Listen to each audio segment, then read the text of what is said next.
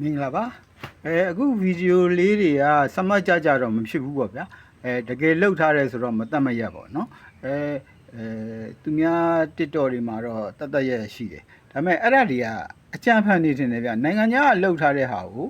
ဗမာအတန်တွေတွင်းထားပုံရတယ်ဗျာသူတို့ဟာတွေကကောင်းတော့ကောင်းတယ်ဗျာဟာတင်ပြပုံကအခုဒါကတော့ကျွန်တော်တင်ပြထားတာပေါ့နော်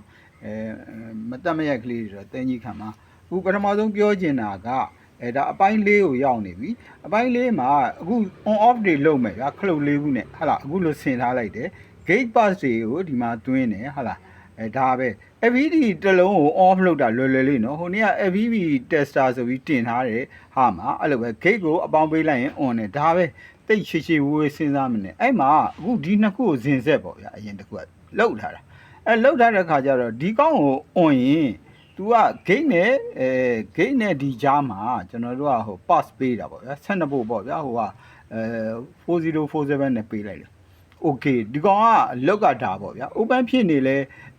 ဒီလောက်မဟုတ်ဘူးဗျာသူ့ကို on လို့ရတယ်လောက်ကဒီမှာရှိနေတယ်ပေါ့ဗျာထားပါတော့เนาะဒီကောင်ကို on လို့ရတယ် gate နဲ့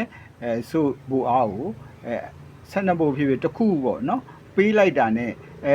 drive ကအပြည့်ဝင်တယ်ဒီမှာကြတော့မဝင်ဘူးဗျအပေါ်အဝါရဟာမဝင်ဘူးဆိုတာသူ့ကိုလည်း12ဖို့ပဲ gate drive ပေးလိုက်တယ်ပဲထားသူ့ရဲ့အောက်မှာခုခံမှုရှိတယ်เนาะကျွန်တော်ဒီမှာကခုခံမှုဖြစ်ဗျာဟို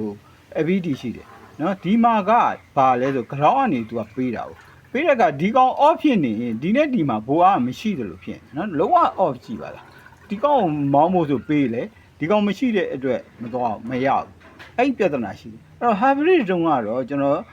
ဒီမှာ capacity ရေးခံပြီး ground ဆွဲတဲ့ခါကျအဲ့ condenser ဘိုအားတွေကအလုံးလုံးပြီးတော့ hybrid မှာ capacity လေးတစ်လုံးခံလုံးနဲ့တက်ပြီးတော့စမ်းလို့ရတယ် speaker ဖြစ်စမ်းလို့ရတယ်ဒီနှစ်ခုမောင်းတာfull bridge ကြတော့ဟိုဘက်ကကောင်ကလည်း on ရမယ်ဒီကလည်း on မှာဒီကောင်မ on ဘူးเนาะ capacity အဖက်ကလည်းမရှိတော့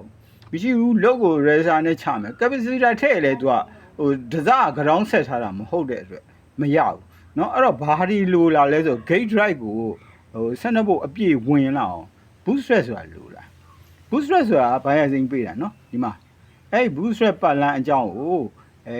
နောက်တစ်ပိုက်မှာပြောမယ်เนาะ